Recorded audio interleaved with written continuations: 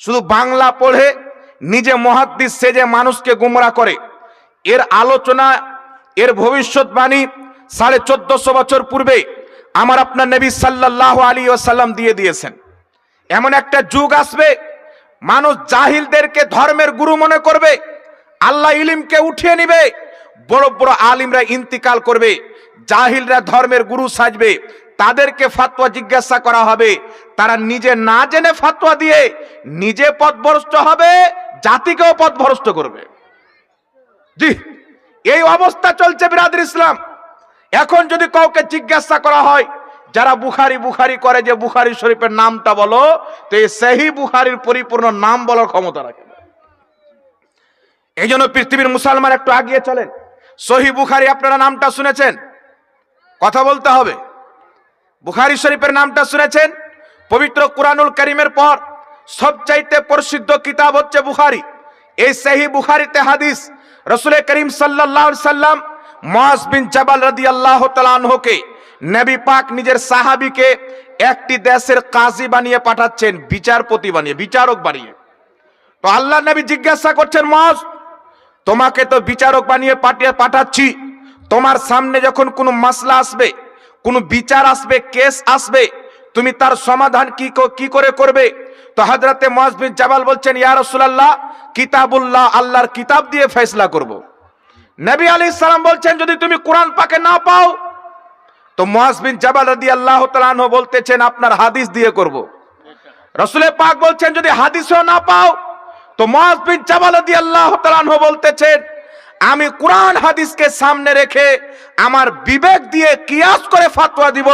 নবী পাক তাকে সমর্থন করে কিয়ামত পর্যন্ত হক্কানি আলিমদের কিয়াসকে ইসলামের দলিল বানিয়ে দিলেন। বল সুবহানাল্লাহ।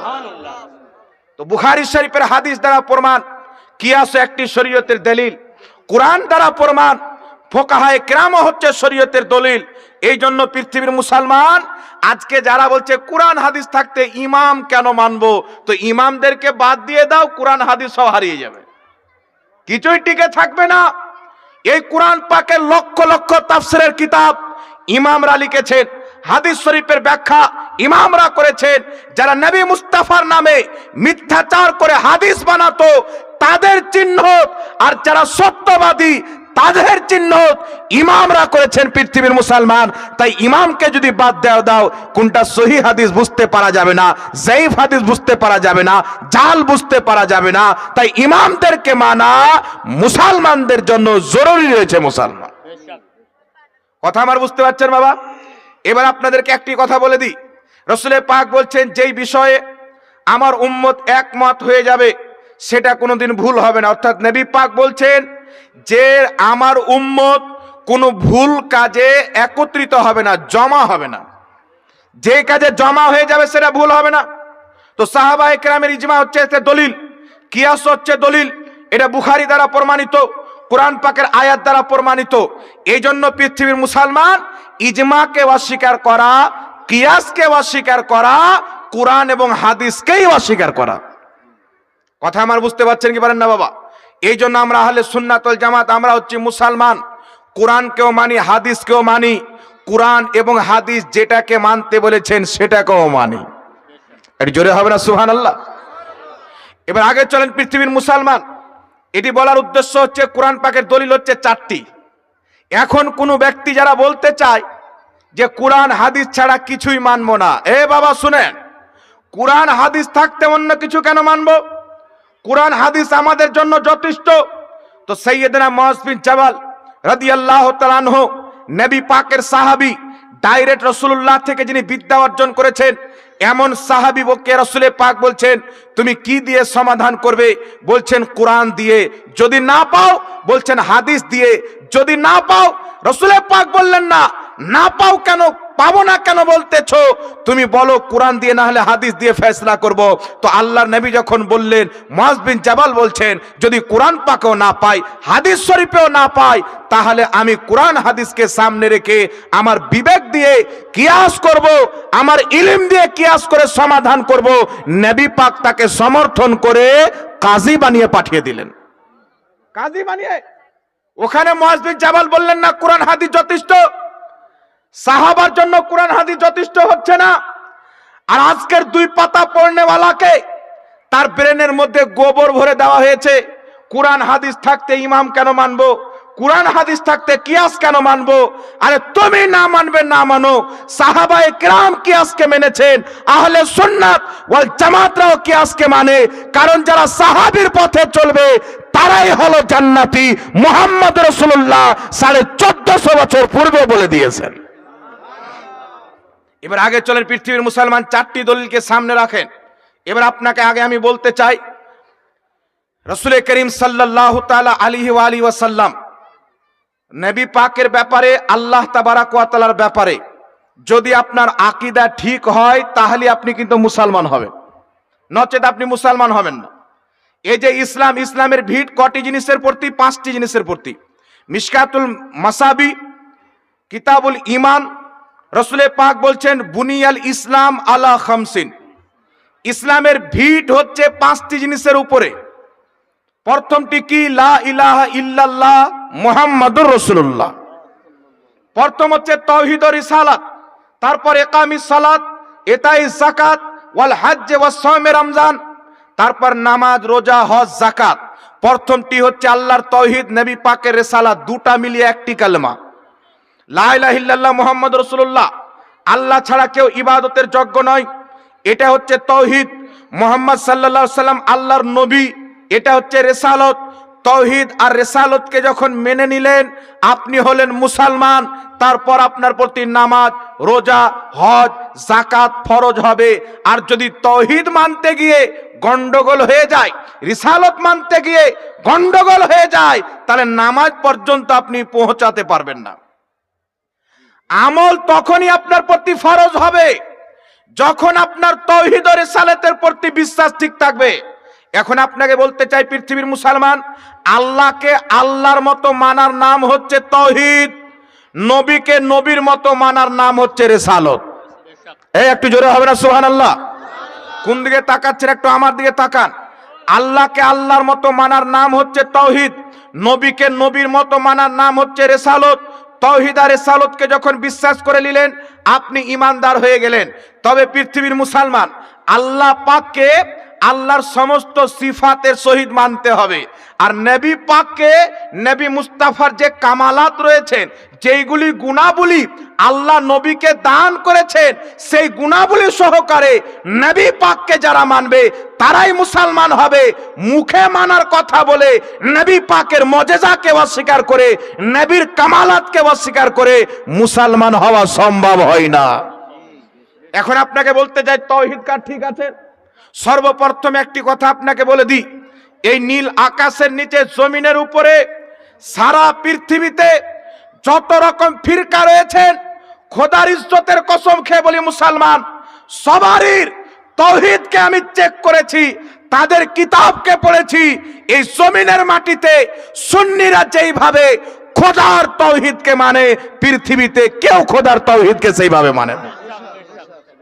আমরা ওইভাবে তাওহীদকে মানি যেইভাবে জিবরিল আলাইহিস সালাম মেনেছিলেন, যেইভাবে মিকাইল আলাইহিস সালাম মেনেছিলেন, যেইভাবে মুহাম্মদ রাসূলুল্লাহ 1450 বছর পূর্বে মক্কা মদিনাতে মুহাম্মদ রাসূলুল্লাহ আল্লাহর তাওহীদকে বয়ান করেছেন, সেইভাবে যারা তাওহীদকে মানে তাদেরকে সুন্নি মুসলমান বলা হয়। এখন পৃথিবীর মুসলমান তাওহীদ মান্য করার দাবি তো অনেক কেউ করেন। বর্তমান মার্কেটে কয়েকটি ফিরকা বেরিয়েছেন, আহলে হাদিস নাম দিয়ে, দেওবন্দি নাম দিয়ে। এগুলো ফিরকা বলে আমরা তাওহীদকে মানি, সুন্নিদের তাওহীদ ঠিক নাই। এরা তো নাম দিয়ে দিয়েছে আমরা হচ্ছি তাওহীদি জনতা।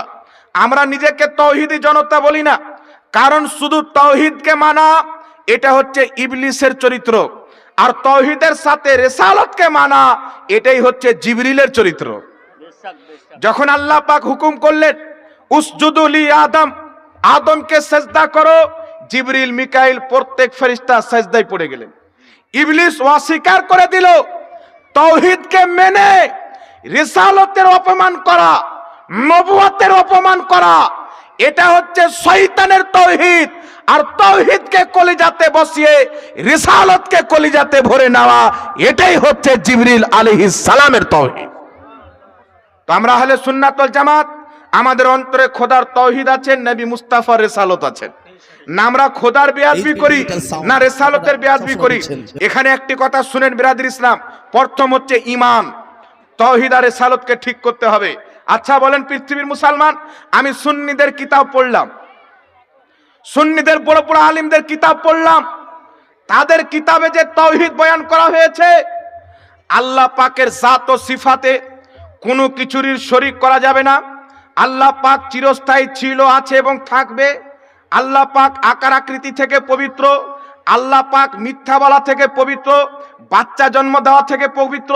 কুরআনুল কারীমের সাথে মিলালাম, আইন কুরআনে মুকাদ্দাসে যেমন আল্লাহর তৌহিদ বয়ান করা হয়েছে, তেমনই খোদার তৌহিদ সুন্নিদের আকাবিররা নিজের কিতাবের মধ্যে লিখে রেখেছে মুসলমান। তারপর আহলে হাদিসদের খুঁজতে লাগলাম, দেওবন্দীদের খুঁজতে লাগলাম, মাথা চক্কর মেরে দিল, খোদা এই তাওহীদ তো হিন্দুদের চাইতেও খারাপ। কেন? তাদের কিতাবের মধ্যে লেখা আছে আল্লাহ চিরস্থায়ী ছিল, আছে, থাকবে, এটা তো লেখা আছে। আল্লাহ বাচ্চা জন্ম দিতে পারেন, আল্লাহকে কেউ জন্ম দেয়নি, এটাও ঠিক লেখা আছে। কিন্তু আগে গিয়ে তারা লিখছে যে আল্লাহ তাআলা মিথ্যা বলতে পারে। তাহলে তার তাওহীদ ঠিক হলো বাবা? একটু জোরে বলতে হবে, তাওহীদ ঠিক হলো? কোন কিতাবে লিখেছেন? সর্বপ্রথম ভারত, বাংলাদেশ, পাকিস্তান যখন একটাই দেশ ছিল, এই দেশে আহলে হাদিসদের সর্বপ্রথম যেই কিতাবটা ছাপা হয়েছিল, সেই কিতাবটির নাম হচ্ছে তাকওয়াতুল ঈমান। লেখকের নাম হচ্ছে ইসমাইল দেহলভী। এই ইসমাইল দেহলভী তাকওয়াতুল ঈমানে তার আরেকটি কিতাব একরোজা কিতাবের 13 পৃষ্ঠার মধ্যে লিখেছে আল্লাহ তাবারাক ওয়া তাআলা মিথ্যা বলতে পারে। একটু জোরে হবে না নাউজুবিল্লাহ? বলছে আল্লাহ মিথ্যা বলতে পারে। আহলে হাদিসদের ইমাম, যার নাম হচ্ছে সানাউল্লাহ অমৃতসরি, তাকে তারা ইমামুল মুনাজিরিন বলে। সে নিজের কিতাব শামএ তাওহীদ কিতাবের মধ্যে আল্লাহ মিথ্যা বলতে পারে এই আকীদাটাকে তারা জায়েজ এবং বৈধ আকীদা লিখেছেন। কিন্তু পৃথিবীর মুসলমান বড় বড় মুহাদ্দিস, বড় বড় ইমাম, ইসলামের আকীদা তাদের কিতাবে যখন পড়লাম, তারা নিজের কিতাবের মধ্যে লিখেছেন যদি কোনো ব্যক্তি মিথ্যাকে আল্লাহর কুদরতের অন্তর্ভুক্ত মনে করে, তাহলে সেই ব্যক্তি মুসলমান থাকতে পারে না। কথা আমার বুঝতে পারছেন কিনা? হযরত আপনি চুপ থাকেন। কথা আমার বুঝতে পারছেন কি পারেন না বাবা? আওয়াজ ক্লিয়ার যাচ্ছে তো? সমস্যা নাই তো? জোরে বলতে হবে, সমস্যা নাই। এবার শুনেন পৃথিবীর মুসলমান, আল্লাহ মিথ্যা বলতে পারে আহলে হাদিসদের আকীদা, আল্লাহ মিথ্যা বলতে পারে। দেওবন্দীদের ইমাম রশিদ আহমদ গাঙ্গোহী ফাতাওয়া রশিদের মধ্যে লিখেছে মিথ্যা বলা আল্লাহর কুদরতের অন্তর্ভুক্ত। কিন্তু ইমামগণ কি লিখেছেন? আকীদার ইমাম ইমাম তাহাবী রাহমাতুল্লাহ আলাইহি আকিদাতুত তাহাবীর মধ্যে লিখেছেন, শারা আকাইদে নাসাবির মধ্যে লেখা আছে, ইমাম ফখরুদ্দিন রাজি তাফসিরে কবিরের মধ্যে লিখেছেন, হাজারো কিতাবের মধ্যে লেখা আছে যদি কোনো ব্যক্তি বলে আল্লাহ মিথ্যা বলতে পারে, যতই নামাজ পড়ুক, যতই রোজা রাখুক, মুসলমান হতে পারে না। এবার বিচার আপনারা করেন, আহলে হাদিসদের আকীদা আল্লাহ মিথ্যা বলতে পারে, দেওবন্দীদের আকীদা আল্লাহ মিথ্যা বলতে পারে, সুন্নিদের আকীদা আল্লাহ মিথ্যা বলা থেকে পাক। তাহলে কাদের তাওহীদ ঠিক হলো বাবা? কথা বলতে হবে। আল্লাহর ব্যাপারে কাদের তাওহীদ ঠিক হলো? সুন্নিদের, যেটা ঈমানের প্রথম মূল লা ইলাহা ইল্লাল্লাহ, সেটাই তাদের ঠিক নাই। তো নামাজ রোজা তো তার প্রতি ফরজই নাই, পড়লেও বেকার, না পড়লেও কোনো সমস্যা নাই। ফরজ কাদের উপরে হবে? যার তাওহীদও ঠিক হবে, যার রিসালাতও ঠিক হবে। আর একটু জোরে হবে না সুবহানাল্লাহ? এই জন্য পৃথিবীর মুসলমান যাদের আকীদা আল্লাহ মিথ্যা বলতে পারে, এই জামাতকে তালাক দিতে হবে, এই জামাতকে বাইকট করতে হবে, আহলে সুন্নাত ওয়াল জামাতের মধ্যে আসতে হবে। কারণ আল্লাহ পাকের ব্যাপারে চুল পরিমাণে কোনো ব্যক্তি যদি বেয়াদবি করে দেয়, সেই ব্যক্তি জিন্দিক তো হতে পারে, মুসলমান হতে পারে না। তাই আহলে সুন্নাত ওয়াল জামাতের ইমাম বারেলির আলা হযরত কলম তুলে তাদের প্রতি ফতোয়া দিয়ে খোদার তাওহীদেরও হিফাজত করেছেন, মুহাম্মদ রাসূলুল্লাহর আজমাতেরও হিফাজত করেছেন মুসলমান। ওদের চরিগুলিকে ধরিয়ে দিয়েছেন। ওরা আল্লাহর শানে বেয়াদবি করতেছিল, আল্লাহ মিথ্যা বলতে পারে। আমার আলা হযরত কিতাব লিখে তাদের দাঁত ভাঙার জবাব দিয়ে তাদের প্রতি ফতোয়া সাদির করেছেন। তাই আলা হযরতের নাম শুনলে পাতলা পেশা বেরিয়ে যায়, চুলকানি উঠে যায়। তো কেউ যদি আল্লাহর বেয়াদবি করে তার প্রতিবাদ করতে হবে কি হবে না? রাসূল পাক বলছেন ফিতনা ফাসাদের টাইমে প্রত্যেক আলিমের প্রতি জরুরি সে যেন নিজের ইলমকে প্রকাশ্য করে। যদি নিজের ইলমকে নিয়ে বাড়িতে বসে থাকে তাহলে কিয়ামতের মাঠে ওই আলিমও জান্নাতে যাবে না, তারও ঠিকানা জাহান্নাম হবে। এই জন্য পৃথিবীর মুসলমান আগিয়ে চলেন। আল্লাহ তাবারাক ওয়া তাআলার আকার আকৃতি আছে না নাই? আমরা বিশ্বাস করি আল্লাহ হচ্ছে নিরাকার, এটা আমরা মানি কি মানি না? আহলে হাদিস লা মাযহাবিদের আকীদা হলো আল্লাহর আকার আকৃতি আছে। তারা দলিল কোরআন পাক থেকে দেয়। আকীদা আগে শুনে নেন পৃথিবীর মুসলমান। আমাদের দ্বন্দ্ব হচ্ছে আকীদাকে নিয়ে। আমল ফুরুই মাসলা এটা দ্বন্দ্বের বিষয় নয়, দ্বন্দ্বের বিষয় হচ্ছে আকীদা। তারা যতদিন পর্যন্ত আল্লাহ মিথ্যা বলতে পারে এই মানহুস ইসমাইল দেহলভিকে নিজের আকাবির মানবে, ততদিন পর্যন্ত আমাদের দ্বন্দ্ব কায়েম থাকবে মুসলমান। কারণ আল্লাহর গুস্তাখ নবী পাকের গুস্তাখের সাথে মুসলমানের কোনো সম্পর্ক হতে পারে না। আগে চলেন পৃথিবীর মুসলমান। আল্লাহর আকার আকৃতি আছে, তারা দলিল কোথায় থেকে দেয়? কোরআন পাক থেকে দেয়। কি দলিল তারা পেশ করে? আল্লাহ পাক জাহান্নামীদেরকে জাহান্নামে দিবেন, জাহান্নাম বলবে আল্লাহ আরো দাও, আরো দাও, আরো দাও। আল্লাহ পাক দিতেই থাকবেন, শেষে আল্লাহ নিজের পাও রেখে দিবেন। তো আল্লাহ তাবারাক ওয়া তাআলা জাহান্নামকে বলবে আর লাগবে, জাহান্নাম বলবে আর লাগবে না, জাহান্নাম পুরো হয়ে যাবে। আল্লাহ পাও রেখে দিবেন তো জাহান্নাম পুরো হয়ে যাবে। তো আল্লাহর পাও যদি নিরাকার হতো তাহলে জাহান্নামটা পুর কেন হতো? পুর হবে আর মানে তো আল্লাহর আকার আকৃতি আছে, এটাই তো দলিল দেয়। এবার আপনারাকে বলছি পৃথিবীর মুসলমান, একটা বেলুনের মধ্যে যদি হাওয়া ভরা হয় তাহলে বেলুনটা ফুল হবে কি হবে না? কথা বলতে হবে। তাহলে হাওয়ার আকার আকৃতি আছে? কথা বলেন। তো যে যুক্তি দিয়ে আল্লাহর আকার আকৃতি প্রমাণ করছে সেই যুক্তি দিয়ে তো হাওয়ার আকার আকৃতি হবে। মোটর সাইকেলের টিউবের মধ্যে হাওয়া ভরেন, টিউবটা ফুল হয়ে গেল, গাড়ি চালান, তার মানে হাওয়ার আকার আকৃতি আছে নাকি? তো যুক্তি দিয়ে আকীদা প্রমাণ হয় না, যুক্তি দিয়ে আকীদা প্রমাণ করা এটা শয়তানের চরিত্র। আর এই আকীদা প্রমাণ করতে যাচ্ছে কিছু মূর্খ মৌলবি। আমি আপনাকে বলি পৃথিবীর মুসলমান, কিয়ামতের সকাল পর্যন্ত পশ্চিম বাংলার মাটিতে যে কোনো লা মাযহাবির মৌলবি হোক, সে যেন কোনো ফুচকা না থাকে। তাদের আকাবিরকে ময়দানে বসাক, খোদার ইজ্জতের কসম খেয়ে বলি, খোদার আকার আকৃতি মানা ইহুদি খ্রিস্টানদের আকীদা, এটা আমরা প্রমাণ করব। খোদাকে নিরাকার মানা এটা 1450 বছরের মুসলমানের আকীদা, আমরা কিতাব দ্বারা প্রমাণ করব মুসলমান। কিয়ামত আসা সম্ভব, আল্লাহ পাকের দেহ প্রমাণ করা কিয়ামত পর্যন্ত সম্ভব হবে না। আগে চলেন পৃথিবীর মুসলমান। আল্লাহ পাক পবিত্র কোরআন পাক সূরাতুল ফাত্তাহ আয়াত নাম্বার 10-এ বলছেন, নবী যারা তোমার হাতে বায়াত গ্রহণ করলো তারা আমি আল্লাহর হাতেই বায়াত গ্রহণ করলো।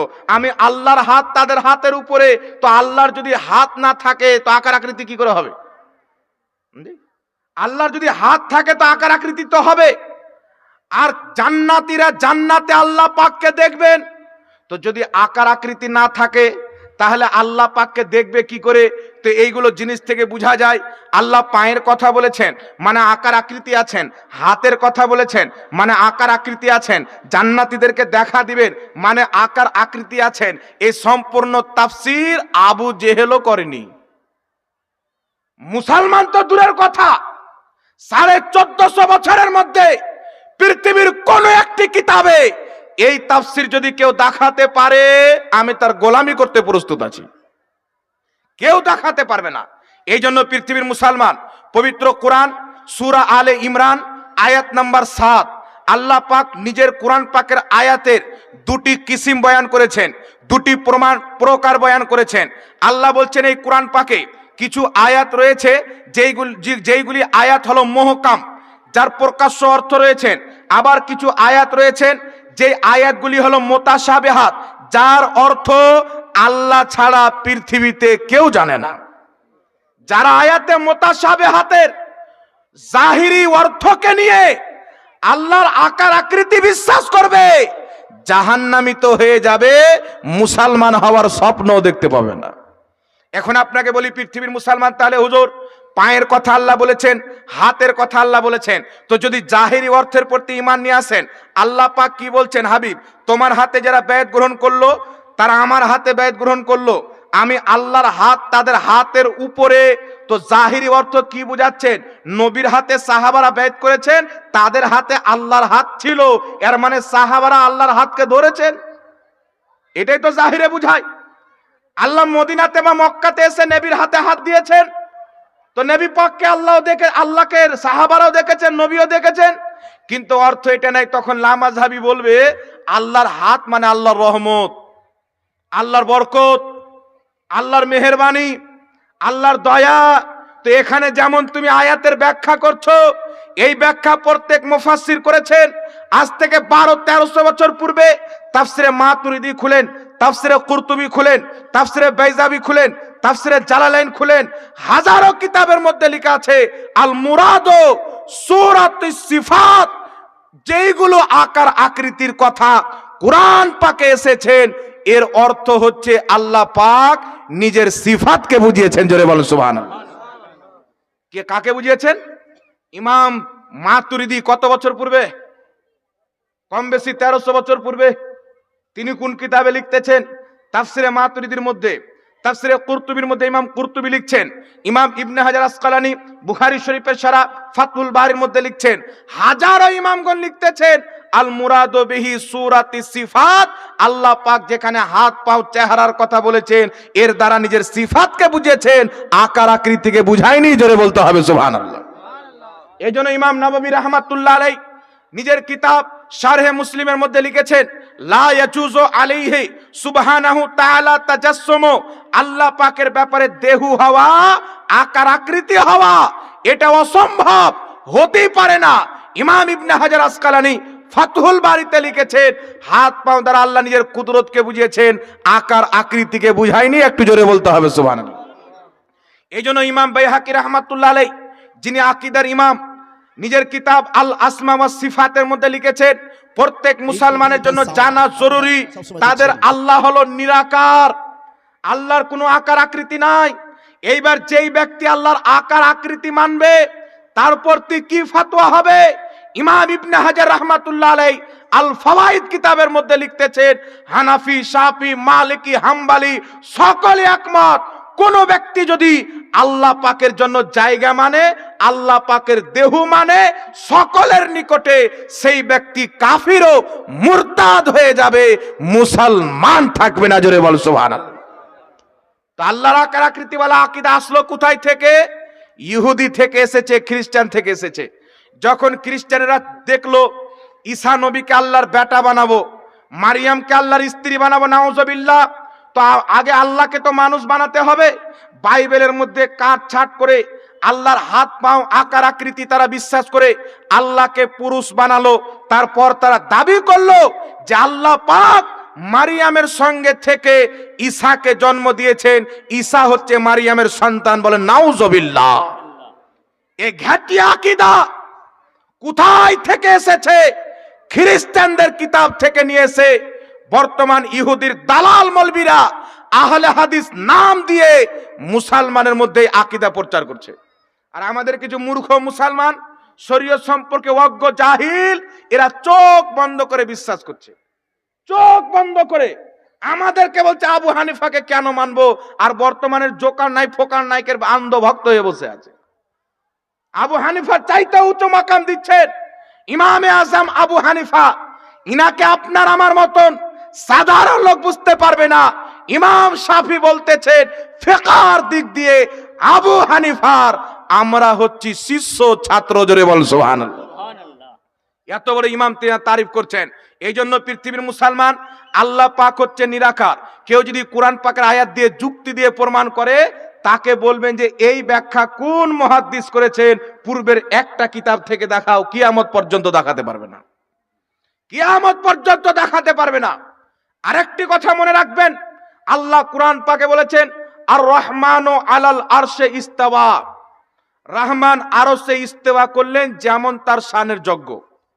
এর অর্থ লামাযহাবীরা কি করে, যে আল্লাহ আরশে বসলেন, আল্লাহ আরশে বসে আছে। মনে রাখবেন, কেউ যদি আল্লাহর জন্য বসা শব্দ ব্যবহার করে, আকীদা রাখে যে আল্লাহ উঠে বসে, ও কাফির, মুসলমান নয়।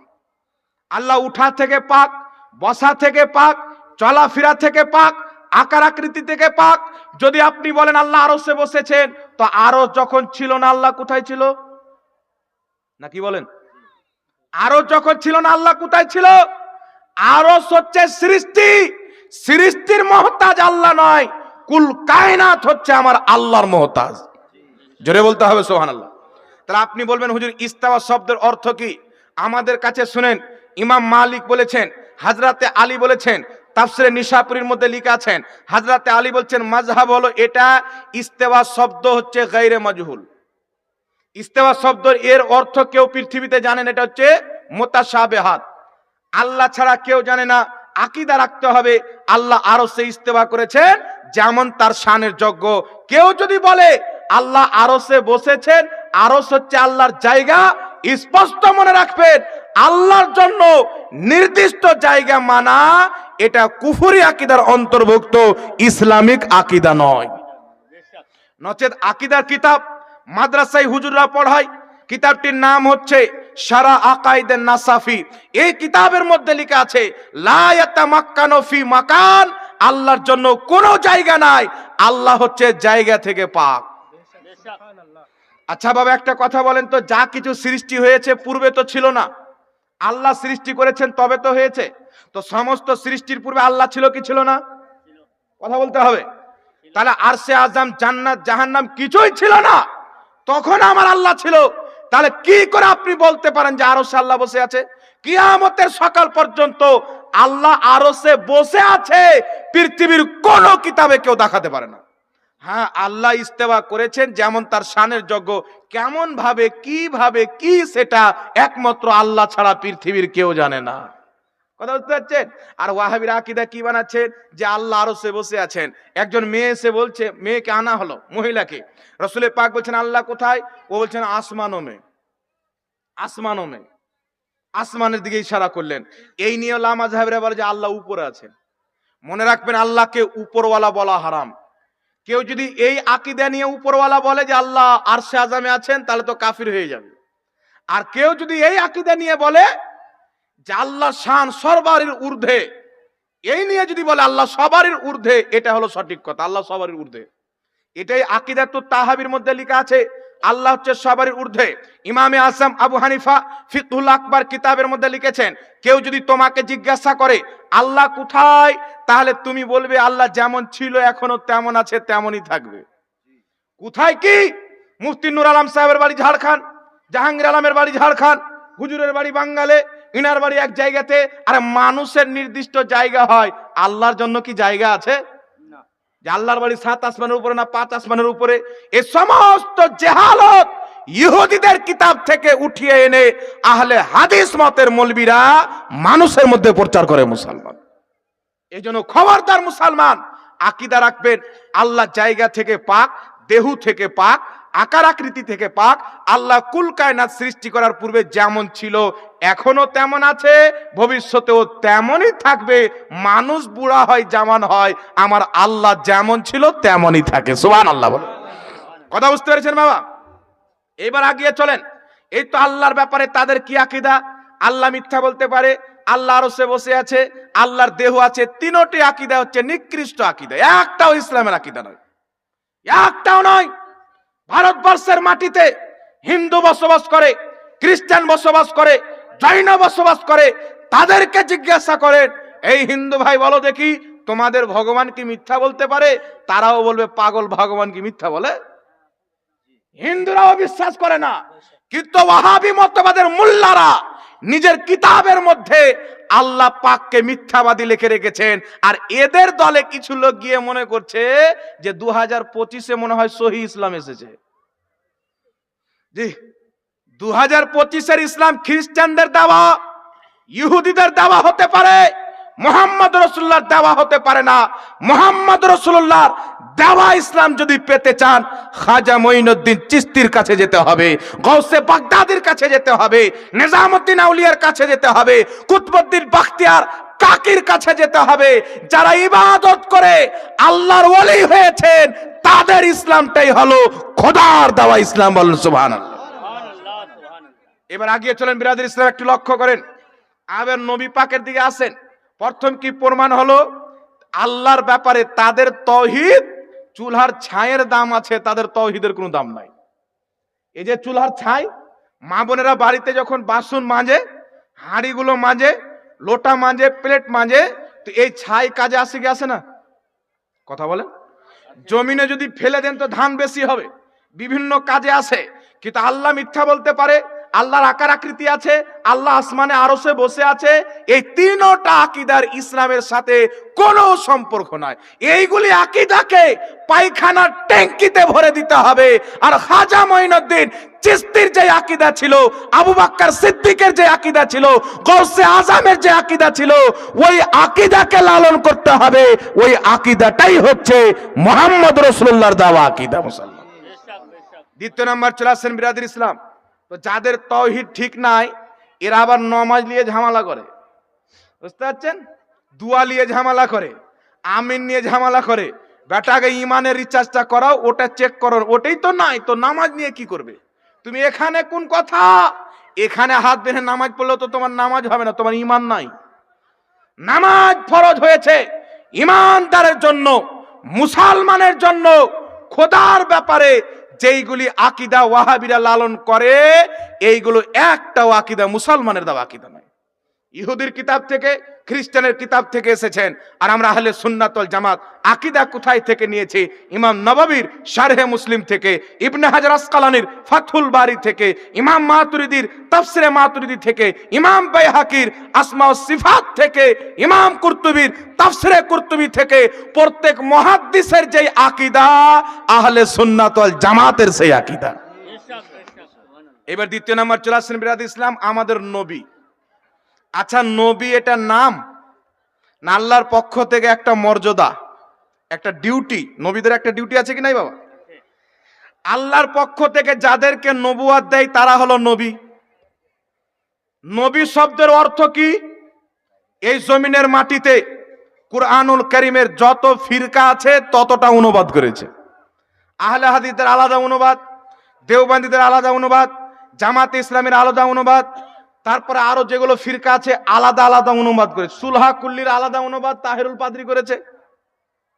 সবাই আলাদা আলাদা অনুবাদ করেছেন। কিন্তু পৃথিবীর মুসলমান নবী শব্দের অনুবাদ আজ পর্যন্ত কোনো দলের লোক করেনি। নবী শব্দ তো আরবি শব্দ, এই নবীরও তো কোনো অর্থ হবে। পৃথিবীর মুসলমান যারা সূরা ফাতিহা থেকে নিয়ে সূরা নাস পর্যন্ত কুরআনুল কারীমের অনুবাদ করেছে, তারা কি নবী শব্দের অনুবাদ জানতো না? কথা বলতে হবে। জানে কি জানে না? যেই ব্যক্তি পুরা কোরআন পাকের অনুবাদ করেছেন, সেই ব্যক্তি নবী শব্দের অনুবাদ কেন করলে না?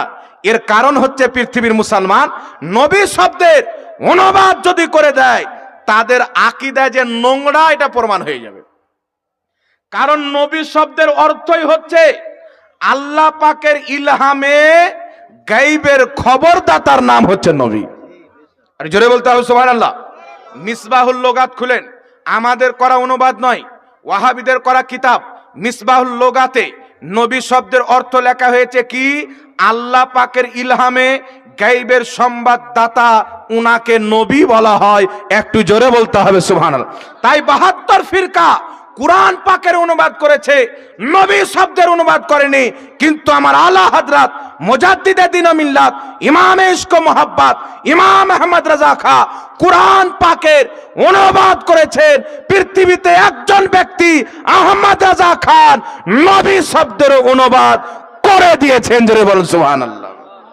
তো ঈমান কার থাকবে বাবা? যার থাকবে সে তো অনুবাদ করবে। আচ্ছা বলেন তো বাবা, নবী গায়েব জানে কি জানে না? একটু আমার দিকে লক্ষ্য করে শুনেন। নবী গায়েব জানে কি জানে না? জোরে বলেন, জোরে বলেন। কিন্তু কিছু লোকের ধারণা কি নবী গায়েব জানে না। এরকম লোক আছে কি নাই মার্কেটে? কথা বলতে হবে। এখন আপনাকে বলি, পৃথিবীর মুসলমান আহলে হাদিস ভাইদের কিতাব রয়েছেন, অনেক কিতাব।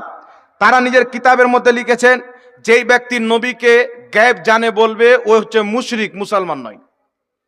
কেউ যদি বলে নবী গায়েব জানে, সেই ব্যক্তি মুশরিক হয়ে যাবে, মুসলমান থাকবে না। কিন্তু পৃথিবীর মুসলমান, আমি আপনাদেরকে বলতেছি শুনেন, সেই আহলে হাদিসদের কিতাব, তাদের সবচাইতে বড় ইমাম নওয়াব সিদ্দিক হাসান খাঁ ভোপালী নিজের কিতাব আল হিত্তা ফি যিকরি সিহায়ে সিত্তা, এই কিতাবের আপনার 96 নম্বর পৃষ্ঠার মধ্যে লিখতেছেন, কি লিখতেছেন? अल्लाह ताला ने आपको वो इल्म गैब अता किया है जो औरों को नहीं दिया है। এই নবী মুস্তাফা আল্লাহ তাবারাক ওয়া তাআলা আপনাকে ওইগুলো ইলমে গায়ব দান করেছেন যেইগুলো পৃথিবীর কাউকে দান করেনি। জোরে বল সুবহানাল্লাহ। এটা কে লিখছেন বাবা? আহলে হাদিসের সবচাইতে বড় ইমাম, যে আমাদের নবীকে এমন ইলমে গায়ব দেওয়া হয়েছে পৃথিবীর কাউকে সেই ইলমে গায়ব দেওয়া হয়নি। দ্বিতীয় নাম্বার চলে আসছেন বিরাদর ইসলাম আহলে হাদিসদের আরেকজন ইমাম দাউদ গজনবী, তিনার কিতাবের নামই হচ্ছে দাউদ গজনবী। 342 পৃষ্ঠার মধ্যে লিখছেন, उसने बाज गैब की बातों का इल्म अपने रसूल को अता फरमाया है। আল্লাহ তাবারাক ওয়া তাআলা কিছু কিছু ইলমে গায়ব নিজের নবী মুস্তাফাকে দিয়েছেন। জোরে বলতে হবে সুবহানাল্লাহ। তারপর চলে আসেন বিরাদর ইসলাম তাদের কিতাবটির নাম হচ্ছে শানে রব্বুল আলামিন। এই কিতাবের মধ্যে সাদিক সিয়ালকুটি আহলে হাদিসদের ইমাম লিখতেছেন, হ্যাঁ আল্লাহ জিतना चाहे इल्म गैब अपने पैगंबर को बता देता है। আল্লাহ যতটুকু ইলমে গায়ব চায় নিজের নবীগণকে দিয়ে দেয়। জোরে বল সুবহানাল্লাহ। তাহলে এটা আহলে হাদিসদের ইমামরা স্বীকার করেছেন যে আল্লাহ পাক ইলমে গায়ব নিজের নবী মুস্তাফাকে দান করেছেন। এটা জোরে বলতে হবে সুবহানাল্লাহ। এবার কোরআন পাক কি বলে পৃথিবীর মুসলমান? মনে রাখবেন মুনাফিকদের চরিত্র হলো কোরআন পাকের এক দিক বয়ান করবে আর এক দিককে ঢাকা চাপা দিবে। এই পবিত্র কোরআন পাকে আছেন আল্লাহ ছাড়া জমিন আসমানে কেউ গায়েব জানে না। আল্লাহ বলছেন নবী তুমি বলো যদি আমি গায়েব জানতাম অনেক কল্যাণ একত্রিত করে নিতাম। অনেক আয়াত দ্বারা প্রমাণিত হয় আল্লাহ ছাড়া কেউ ইলমে গায়েব জানে না। এই আয়াতকে নিয়ে মানুষের ঈমানকে ধ্বংস করা হয়, মানুষকে ধোঁকা দেওয়া হয় যে নবী গায়েব জানে না। তবে পৃথিবীর মুসলমান এই পবিত্র কোরআনের আরেকটা দিক রয়েছেন। এই পবিত্র কোরআন সূরা জিন আয়াত নাম্বার 26 এবং 27 আল্লাহ পাক বলছেন আলেমুল গায়বি ফালা ইযহিরু আলা গায়বিহি আহাদা ইল্লা মান ইরতাদা মির রাসূল। আল্লাহ রাব্বুল আলামিন বলছেন আমি গায়েব জাননেওয়ালা আমার গায়েবের প্রতি কাউকে ক্ষমতামান করি না ইল্লা মান ইরতাদা মির রাসূল, কিন্তু যেই রাসূলের প্রতি রাজি হয়ে যায় তাকে ইলমে গায়েব দান করে দিই। এর জোরে বলতে হবে সুবহানাল্লাহ। আরেকটি কোরআন পাকের আয়াত শুনেন, পবিত্র কোরআন সূরা আলে ইমরান আয়াত নাম্বার 179 আল্লাহ পাক বলছেন মা কানাল্লাহু লিয়ুতলাকুম আলাল গায়বি ওয়ালাকিন্নাল্লাহা ইয়াস্তাবি মির রাসূলিহি মাইয়াশা। আল্লাহ পাক বলছেন হে সর্বসাধারণ তোমরা কি এটা মনে করো আল্লাহ যাকে তাকে ইলমে গায়েব দিয়ে দিবে? না, আল্লাহ নিজের নবীগণের মধ্যে বেছে নেয়, যেই নবীকে চায় সেই নবীকে ইলমে গায়েব দান করে। জোরে বল সুবহান। তো পবিত্র কোরআনে আরেক জায়গাতে আল্লাহ বলছেন ওয়ামা হুয়া আলাল গায়বি বেদানিন, আমার নবী গায়েব প্রকাশ্য করতে কৃপণতা করে না। আল্লাহ বলছেন আমি যা নবীকে গায়েব দিয়েছি প্রকাশ্য করতে কৃপণতা করেন না। এই জন্য পৃথিবীর মুসলমান শারহে বুখারী ইমাম কাসতালানী রাহমাতুল্লাহ আলাইহি মাওয়াহিবুল লাদুনিয়ার মধ্যে লিখেছেন প্রত্যেক সাহাবার আকীদা ছিল নবী মুস্তাফা ইলমে গায়েব জানে। জোরে বল সুবহানাল্লাহ। তাহলে কিছু আয়াতে আল্লাহ বলছেন আল্লাহ ছাড়া কেউ গায়েব জানে না, কিছু আয়াতে আল্লাহ বলছেন আমি আমার মনোনীত নবীগণকে ইলমে গায়েব দিই। তো দুই রকম কথা হলো কি হল না বাবা? কথা বলেন। কথা তো দুই রকম হয়ে গেল। একদিকে আল্লাহ বলছেন আমি ছাড়া কেউ গায়েব জানে না, আর একদিকে আল্লাহ বলছেন নবীগণকে ইলমে গায়েব দান করি। তো দুই রকম কথা নয়, এটা একই রকম কথা। এটা বুঝতে হবে বাবা। তাফসিরে নিশাপুরী খুলেন, পৃথিবীর গ্রহণযোগ্য কোরআন পাকের তাফসিরের কিতাব ইমাম নিশাপুরী লিখতেছেন যেইগুলি আয়াতে আল্লাহ বলেছেন আমি ছাড়া কেউ ইলমে গায়েব জানে না, অর্থাৎ আল্লাহ পাকের না জানাতে কেউ ইলমে গায়েব জানে না। আল্লাহর না জানাতে কেউ ইলমে গায়েব জানে না।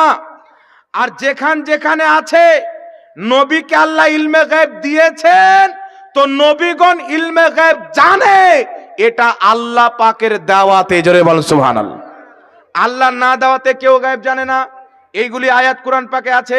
আল্লাহর দাওয়াতে নবী গায়েব জানেন, এটা যেই ব্যক্তি অস্বীকার করবে সেই ব্যক্তি মুসলমান থাকবে না। আকীদা রাখতে হবে খোদার জানাতে আমাদের নবী ইলমে গায়েব জানে। জোরে বল সুবহানাল্লাহ। যদি কোনো ব্যক্তি অস্বীকার করে মুক্তার স্যার টাইমে আরো অনেক কিছু কথা আমার বলার আছে।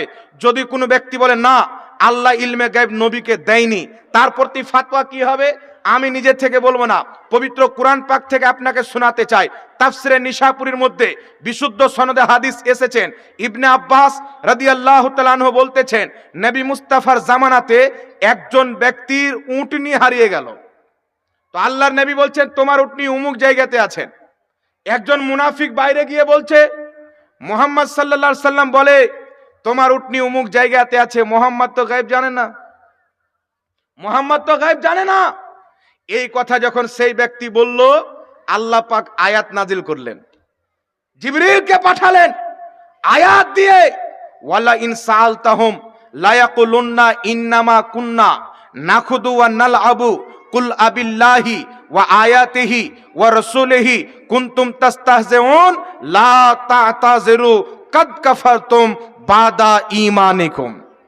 আল্লাহ পাক আয়াত দিয়ে পাঠালেন, হে নবী তুমি যদি তাকে জিজ্ঞাসা করো তুমি এই কথা বলেছো নবী গায়েব জানে না, সেই লোকটা বাহানা করবে, তো তুমি বলো তুমি কি আল্লাহর আয়াতকে নিয়ে ঠাট্টা করতেছো, আল্লাহর রসুলকে নিয়ে ঠাট্টা করো।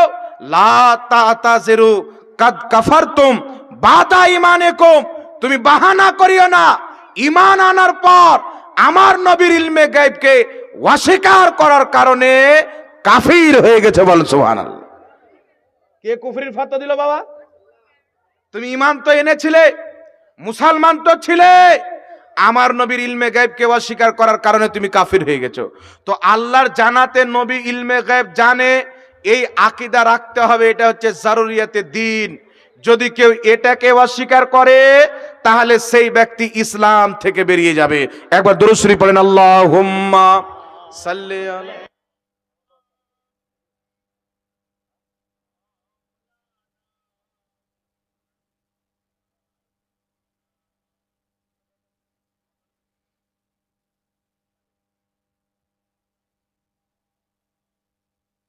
সাল্লু আলা মুহাম্মাদিন সাল্লু আলা মুহাম্মদ, হরদম জবান সে নিকালো পাক নামে,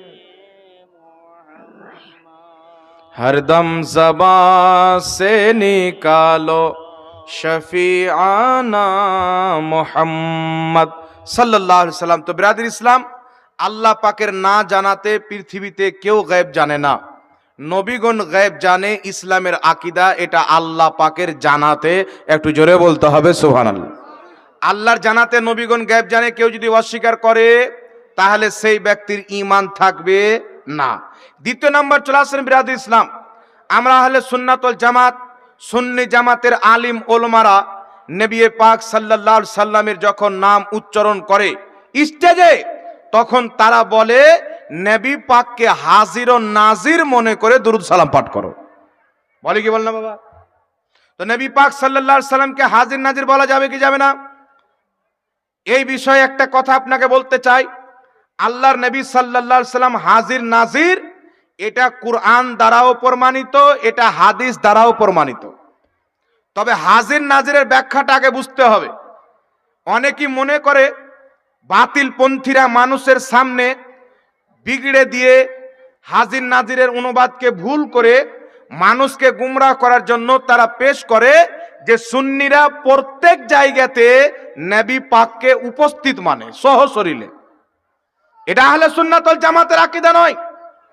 আর একটা অপবাদ দেওয়া হয় যে ইমাম আহলে সুন্নাত আলা হযরত রাদিয়াল্লাহু তাআলা আনহুর পূর্বে পৃথিবীতে কেউ নবী পাককে হাজির নাজির বলেনি, এটাও মিথ্যা কথা।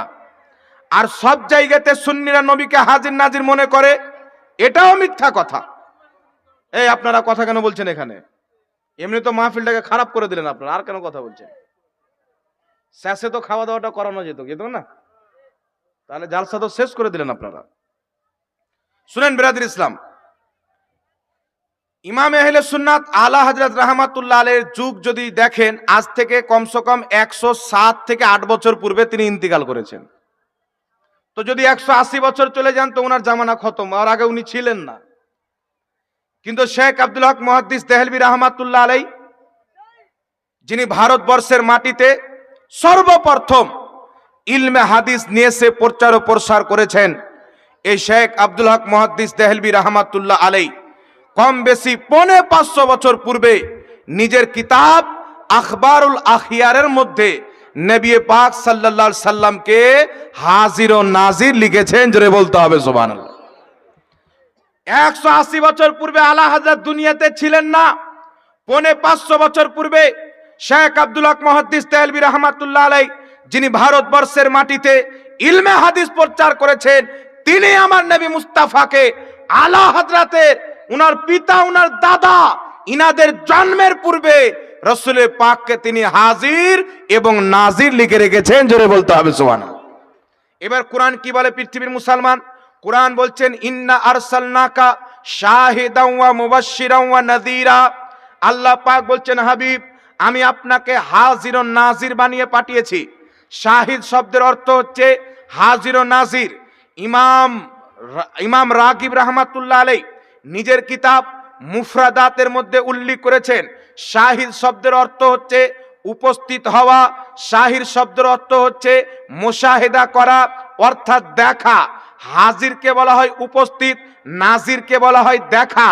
তো উনি বলছেন আল্লাহ পাক উম্মতের আমলের প্রতি, শেখ আব্দুল হক মুহাদ্দিস দেহলভী বলছেন আল্লাহ পাক উম্মতের আমলের প্রতি নবী পাক সাল্লাল্লাহু আলাইহি সাল্লামকে হাজির এবং নাজির বানিয়েছেন। জোরে বল সুবহানাল্লাহ। পূর্বের উম্মত, পরের উম্মত, কিয়ামত পর্যন্ত যত উম্মত আসবে, এই সমস্ত উম্মতের আমলের সাক্ষী আমার আপনার নবী কিয়ামতের মাঠে দিবেন। তো সাক্ষী কোন ব্যক্তি দিবে? যেই ব্যক্তি আমল সম্পর্কে জানবে। যদি ঘটনার ব্যাপারে না জানে তাহলে সাক্ষী দেওয়া যাবে? কথা বলতে হবে বাবা, তাহলে সাক্ষী দেওয়া যাবে না। এই জন্য পৃথিবীর মুসলমান কুরআনুল কারীম এবং হাদিস দ্বারা স্পষ্টভাবে প্রমাণিত, নবী পাক সাল্লাল্লাহু আলাইহি সাল্লাম প্রত্যেকটা উম্মতের আমল জানেন এবং উম্মতের আমলকে দেখেন। কথা বুঝতে পারছেন? এখন আমরা এখানে জালসা করতেছি, আমাদের আমলের ব্যাপারে রাসূল পাক অবগত আছেন। হাজির নাজির অর্থ কি? উনি আছেন মদিনাতে, উনার দৃষ্টি আছেন সারা পৃথিবীতে। নবী আলাইহিস সালাম বলতেছেন ৯৫০ বছর পূর্বে লেখা কিতাব হিলিয়াতুল আউলিয়ার মধ্যে ইমাম আসবানী রাহমাতুল্লাহ আলাইহি উল্লেখ করেছেন, ইমাম হাইসামি মাজমুজ জাওয়াইদে হাদিসটি উল্লেখ করেছেন।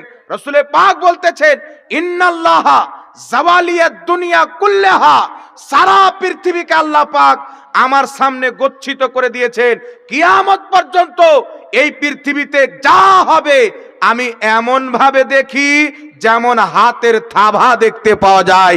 জোরে বলতে হবে সুবহানাল্লাহ। যেমন হাতের থাবা দেখতে পাওয়া যায়। এই জন্য পৃথিবীর মুসলমান বুখারী শরীফের মধ্যে হাদিস এসেছেন, নবী পাক সাল্লাল্লাহু আলাইহি সাল্লাম সাহাবীদেরকে সঙ্গে করে উহুদের শহীদগণের মাজার জিয়ারত করলেন। তারপর মিম্বারে দাঁড়িয়ে আমার আপনার নবী বক্তব্য দিচ্ছেন, ইন্নী ওয়াল্লাহি লা আনজুরু ইলা হাউজিল আন, নিশ্চয় আল্লাহর কসম আমি জমিনে দাঁড়িয়ে ৭ আসমানের উপরে জান্নাত, জান্নাতের হাউজে কাউসারকে দেখতে পাচ্ছি। নবী দাঁড়িয়ে আছেন জমিনে, ৭ আসমানের উপরে হাউজে কাউসার। নবী আমার জমিন থেকে ৭ আসমানের উপরের হাউজে কাউসারকে দেখতে পাচ্ছেন। যেই নবীর দৃষ্টি ৭ আসমানকে ছিদ্র করে জান্নাতের হাউজকে দেখতে পারে, মদিনার ২ মণ মাটির তলা থেকে নিজের উম্মতকেও দেখতে পারে। জোরে বল সুবহানাল্লাহ। এই জন্য পৃথিবীর মুসলমান সহিহ মুসলিমের মধ্যে হাদিস, রাসূল পাক আলাইহিস সালাম বলতেছেন ফারাআইতু মাশারিকাহা ওয়া মাগারিবাহা, আমি পূর্ব পশ্চিম পর্যন্ত দেখতে পাই। এখন কিছু লোক বলবেন নবী দুনিয়াতে ছিলেন দেখতে পেতেন, ইন্তিকাল করেছেন তো কি করে দেখবেন? মরা মানুষ তো দেখতে পায় না, ইন্তিকাল করেছেন তো কিভাবে দেখবেন? ইমাম কাজী আয়াজ রাহমাতুল্লাহ আলাইহি আশ-শিফা কিতাবের মধ্যে লিখেছেন নবী পাকের মওত এবং হায়াতের মধ্যে কোনো তফাৎ নাই। ইমাম ইবনুল হাজ রাহমাতুল্লাহ আলাইহি আল মাদখাল কিতাবের মধ্যে লিখেছেন নবী পাকের হায়াত এবং মওতের মধ্যে কোনো তফাৎ নাই। শারহে বুখারী হাফিজুল হাদিস ইমাম কাস্তালানি মাওয়াহিবুল লাদুনিয়া কিতাবের মধ্যে লিখেছেন নবী পাকের হায়াত ও মওতের মধ্যে কোনো তফাৎ নাই। যেমন তিনি দুনিয়াতে উম্মতের আমলকে দেখতেন, উম্মতের আমল থেকে অবগত ছিলেন, নিজের কবরেও উম্মতের আমলকে তেমনই দেখেন যেমন এই জমিনের মাটি থেকে দেখতেন। জোরে বল সুবহানাল্লাহ। এই জন্য পৃথিবীর মুসলমান রাসূলের কওম মক্কা বলছেন, ইমাম হাইসামি রাহমাতুল্লাহ আলাইহি মাজমাউজ জাওয়াইদে হাদিসটিকে উল্লেখ করে তিনি নিজেই হাদিসটিকে সহিহ বলেছেন। রাসূল পাক বলতেছেন, ইন্নী হায়াতি খায়রুল লাকুম ওয়া ওয়াফাতি খায়রুল লাকুম। নবী পাক বলতেছেন, আমার দুনিয়াতে বেঁচে থাকা এটাও তোমাদের জন্য উপকার, ইন্তিকাল করা এটাও তোমাদের জন্য উপকার। নবী বলছেন দুটোই উপকার। কেন? রাসূল পাক বলতেছেন, আমি আমার কবরে জিন্দা থাকবো, জিন্দা। তোমাদের আমলগুলি আল্লাহ আমাকে দেখাবেন, আমি তোমাদের আমলকে দেখব। যদি তোমাদের গুনাহ দেখি, তোমাদের হয়ে আল্লাহর কাছে আমি ক্ষমা চাইবো। যদি নেকির কাজ দেখি, তোমাদের হয়ে আমি মুস্তাফা আল্লাহর শুকরিয়া আদায় করব। জোরে বলতে হবে সুবহানাল্লাহ। এইজন্য আজ পর্যন্ত নবী নিজের রওজা মুবারক থেকে উম্মতের আমল দেখেন এবং জানেন, তাই নবীকে বলা হয় হাজির ও নাজির। একটা এক্সাম্পল দিয়ে দিচ্ছি, আমার থেকে 10 হাত দূরে একটা আপনাদের মুর্শিদাবাদের লোক একটা মালদার লোককে একটা থাপ্পড় মারলো। সকাল হয়েছে, সাক্ষী দেব আমরা।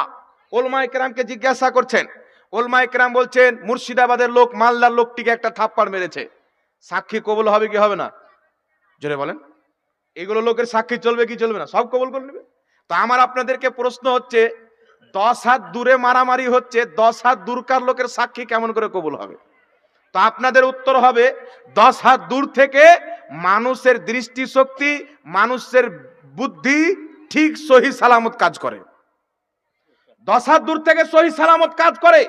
আর যত দূর পর্যন্ত মানুষের দৃষ্টি, মানুষের আকল সহি সালামত কাজ করবে, তত দূরকার জন্য তার সাক্ষী গ্রহণযোগ্য হবে। আর সাক্ষী হওয়ার জন্য হাজির হওয়া, উপস্থিত হওয়া শর্ত, আর দেখা নাজির হওয়াও শর্ত। তো আমার আপনার নবী আছেন মদিনাতে, সারা পৃথিবী তিনার নিকটে হাতের তালুর মতো, তাই সারা পৃথিবীর জন্য তিনাকে হাজির নাজির বলা যাবে, এটাই হচ্ছে সঠিক। জোরে বল সুবহানাল্লাহ। আমরা যেমন 10 হাত দূর থেকে দেখি, আমাদেরকে হাজির নাজির গ্রহণ করা হয়, নবী আমার হাতের থাবার মতো দেখে, তিনাকে কেন হাজির নাজির বলা যাবে না? একটু জোরে বলতে হবে সুবহানাল্লাহ। আর একটা হাজির নাজিরের পয়েন্ট শুনেন পৃথিবীর মুসলমান, নবীগণ নিজের কবরে সহ শরীরে জিন্দা আছেন। কি জিন্দা আছেন? সহ শরীরে। এই মর্মে আপনাদেরকে দুটি হাদিস বলতে চাই। একটি হাদিস ইমাম বাজ্জার রাহমাতুল্লাহ আলাইহি মুসনাদে বাজ্জারের মধ্যে সহিহ সনদে উল্লেখ করেছেন, ক্বালা রাসূলুল্লাহি সাল্লাল্লাহু আলাইহি ওয়াসাল্লামা আল আম্বিয়া ও আহিয়াউন ফি কুবুরিহিম ইউসাল্লুন। আল্লাহর প্রত্যেক নবী নিজের কবরে জিন্দা, তারা নামাজ আদায় করে, শুয়ে শুয়ে নয়। সহিহ মুসলিমের হাদিস, রাসূল পাক বলতেছেন, মারারতু আলা মুসা ওয়া হুয়া ইউসাল্লি ফি কবরিহি। আমি মুসা নবীকে দেখলাম, তিনি নিজের কবরে নামাজ পড়ছেন, কায়েমুন ইউসাল্লি, দাঁড়িয়ে দাঁড়িয়ে নামাজ পড়ছেন। এটা জোরে হবে না সুবহানাল্লাহ? তো আত্মা যদি দেহ থেকে বেরিয়ে যায়, আত্মার জন্য উঠা নাই, বসা নাই, ঘুমা নাই, রুকু নাই, কিয়াম নাই। কিয়াম কার জন্য আছে? রুকু কার জন্য আছে? দেহের জন্য। তো মুসা নবী দাঁড়িয়ে নামাজ পড়ছেন, এই জন্য সকল উম্মতের একমত আকীদা, নবীগণের দেহে তাদের আত্মা ফিরিয়ে দেওয়া হয়, কিয়ামত পর্যন্ত তারা সহশরীরে জিন্দা নামাজ পড়ে। আর সহিহ হাদিস দ্বারা প্রমাণিত, হজের মাসে কবর থেকে বেরিয়ে এসে হজ পর্যন্ত করে মুসলমান। একটু জোরে হবে না সুবহানাল্লাহ? শুধু তারা নামাজ পড়ে এটাই নয়, এটা সহিহ মুসলিমের হাদিস দ্বারা প্রমাণিত, তিনারা হজ পর্যন্ত করে, এটাও সহিহ হাদিস দ্বারা প্রমাণিত। এই জন্য পৃথিবীর মুসলমান একটি হাদিস আপনাদের সম্মুখে উপস্থাপন করতে চাই। সহিহ মুসলিমের মধ্যে ইমাম মুসলিম রাহমাতুল্লাহ আলাইহি সহিহ সনদে হাদিস নিয়েছেন। সহিহ মুসলিম হাদিস নাম্বার 439। কত নাম্বার হাদিস বললাম? 439 নাম্বার হাদিস। আমার আপনার নবী মুস্তাফা মক্কার মাটিতে দাঁড়িয়ে আছেন, হঠাৎ করে বলছেন সাহাবী, আমি এক্ষুনি মুসা নবীকে দেখলাম, তিনি তালবিয়া পাঠ করছিলেন। তালবিয়া কাকে বলে? লাব্বাইক লাব্বাইক আল্লাহুম্মা লাব্বাইক লা শারিকা লাকা লাব্বাইক ইন্নাল হামদা ওয়ান নিমাতা। এই যে হাজিরা পাঠ করে, এটাকে তালবিয়া বলা হয়। নবী পাক বলছেন, আমি এক্ষুনি মুসা নবীকে দেখলাম, তিনি তালবিয়া পাঠ করতেছিলেন। ইউনুস নবীকে দেখলাম, লাল রঙের উটের প্রতি সওয়ার হয়ে গেলেন। এই পৃথিবীর মুসলমান, আমার নবীর দুনিয়াতে আসার 1000 বছর পূর্বে মুসা নবী ইন্তিকাল করেছেন, কিন্তু নবী বলছেন আমি কাবা ঘরের পাশে তাকে তালবিয়া পাঠ করতে দেখলাম। এই হাদিসকে উল্লেখ করে ইমাম নববী রাহমাতুল্লাহ আলাইহি মুসলিম শরীফের যত ব্যাখ্যার কিতাব লেখা হয়েছে সবচাইতে গ্রহণযোগ্য ব্যাখ্যার কিতাব হচ্ছে আল মিনহাজ, ইমাম নববীর করা ব্যাখ্যা। উনি শারহে মুসলিমের মধ্যে লিখতেছেন এই হাদিস দ্বারা স্পষ্টভাবে প্রমাণ হলো নবীগণ হজের মাসে হজ করতে আসে, কাবার তাওয়াফ করতে আসে। জোরে বলুন সুবহানাল্লাহ। তাহলে এবার আপনারা বলেন নবীগণ কি মরে যায়, শেষ হয়ে যায়? ইসমাইল দেহলভি তাকওয়াতুল ঈমানের 50 পৃষ্ঠার মধ্যে আহলে হাদিসদের ইমাম লিখতেছেন নবী মরে মাটির সাথে মিশে গেছেন। আর একটু জোরে হবে না নাউজুবিল্লাহ? কিন্তু আমার নবীর হাদিস কি বলছেন?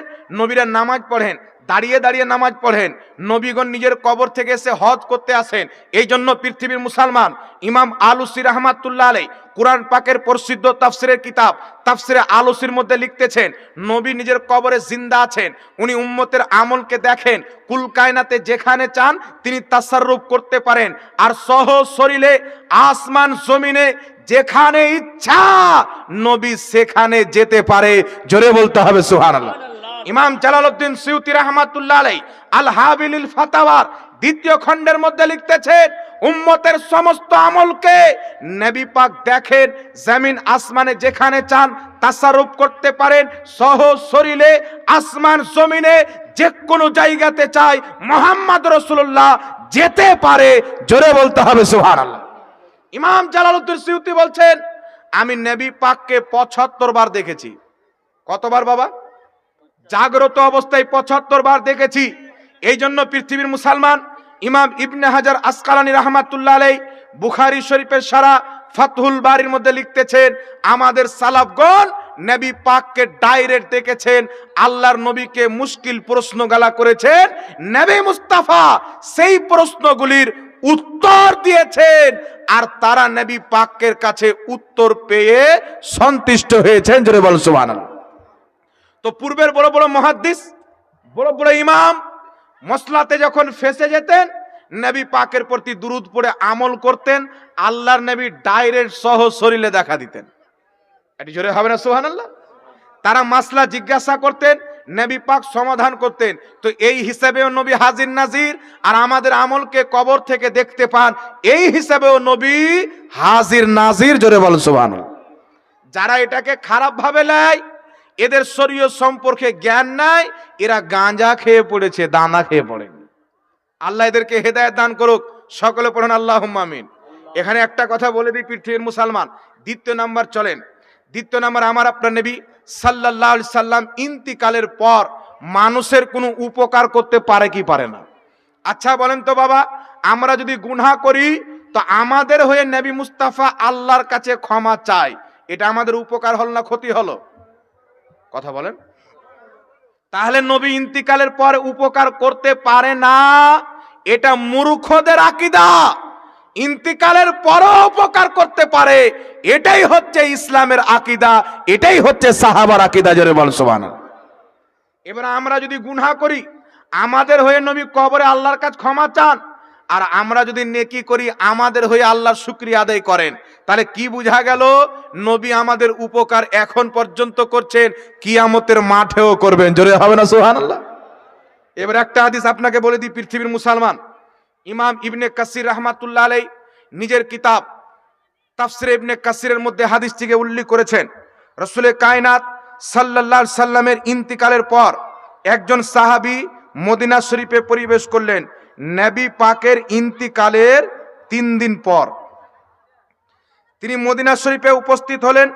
রাসূল পাক সাল্লাল্লাহু তাআলা আলাইহি ওয়াসাল্লামের রওজা মুবারকের দিকে যাচ্ছেন। তো প্রথম তিনি মদিনাতে আসলেন, উনি কিন্তু জানতেন না যে আমার নবী ইন্তিকাল করেছেন। নবী পাকের ইন্তিকালের 3 দিন পর মদিনাতে আসলেন, হযরতে আলীর সঙ্গে সাক্ষাৎ। সাহাবীটি বলছেন নবী মুস্তাফা কোথায়? হযরতে আলী রাদিয়াল্লাহু তাআলা আনহু বলছেন তুমি কি জানো না নবী পাক সাল্লাল্লাহু আলাইহি সাল্লাম ইন্তিকাল করেছেন 3 দিন পূর্বে। সাহাবী জারো কাতার কান্না করতে লাগলেন, চোখের পানি ফেলতে লাগলেন, নবী পাকের রওজার দিকে চলে গেলেন।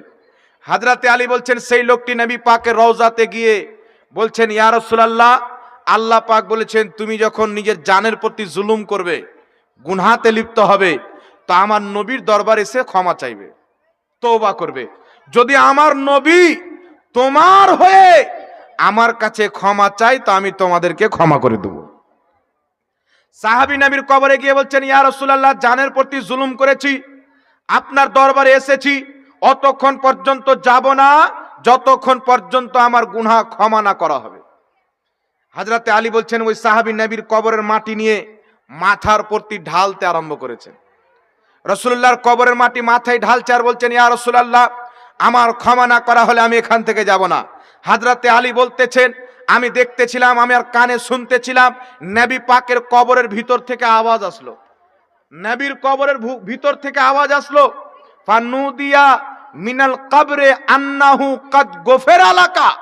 নবী পাকের কবরের ভিতর থেকে নেদা আসলো, আওয়াজ আসলো, যাও তোমাকে ক্ষমা করে দেওয়া হয়েছে। আর একটু জোরে হবে না? আর একটু জোরে হবে না? সুবহানাল্লাহ। তো রাসূল পাক কবর থেকে বললেন কি, সাহাবী যাও, তোমাকে ক্ষমা করে দেওয়া হয়েছে। দ্বিতীয় নম্বর হাদিস শুনেন পৃথিবীর মুসলমান, কিতাবটির নাম হচ্ছে মুসান্নাফ ইবনে আবি শাইবা, হাদিস নাম্বার 32002। ইমাম ইবনে আবি শাইবা কে? ইমাম বুখারীর ওস্তাদ, ইমাম মুসলিমের ওস্তাদ, ইমাম ইবনে মাজার ওস্তাদ, ইমাম তিরমিজির ওস্তাদ, সেহায়ে সিত্তার যত ইমাম রয়েছেন প্রত্যেকটা ইমামের শিক্ষক ইমাম ইবনে আবি শাইবা, মুসান্নাফ ইবনে আবি শাইবার হাদিস নাম্বার 32002 হাদিস উল্লেখ করেছেন। যে হাদিসটিকে ইমাম ইবনে হাজার আসকালানি ফাতহুল বারিতে সহিহ বলেছেন, যে হাদিসটিকে ইমাম কাস্তালানি মাওয়াহিবুল দুনিয়াতে সহিহ বলেছেন, যে হাদিসটিকে ইমাম সামহদি আল ওয়াফা কিতাবে সহিহ বলেছেন, একাধিক ইমাম যে হাদিসকে ইমাম ইবনে কাসির আল বেদায়া ওয়ান নিহায়ার মধ্যে সহিহ বলেছেন। হাদিসটি কি? হযরতে উমরে ফারুক রাদিয়াল্লাহু তাআলা আনহুর খেলাফতের আমলে বৃষ্টি বন্ধ হয়ে গেল, ফসল নষ্ট হয়ে যায়, জীবজন্তু পিপাসায় মারা যায়, মায়ের কোলে বাচ্চা মারা যায়। কঠিন দোয়া পরিশ্রম করার পর বৃষ্টি হচ্ছে না, একজন ব্যক্তি নবী মুস্তাফার রওজার দিকে চলে গেলেন। নবী পাকের কবরে গিয়ে বলছেন, ইয়া রাসূলুল্লাহ, বৃষ্টির জন্য আপনার উম্মত হালাক হয়ে যাচ্ছেন, ধ্বংস হয়ে যাচ্ছেন, আপনি বৃষ্টির ব্যবস্থা করে দেন। আমার আপনার নবীর কবরে এই আরজি পেশ করে ওই লোকটা বাড়িতে এসে শুয়েছেন। ইমাম ইবনে হাজার আসকালানি ফাতহুল বারিতে লিখছেন, যেই লোকটা নবী পাকের কবরে গিয়েছিলেন উনি হচ্ছেন নবীর সাহাবী হযরতে বেলাল বিন হারিস রাদিয়াল্লাহু তাআলা আনহু। আর একটু জোরে হবে না? সুবহানাল্লাহ।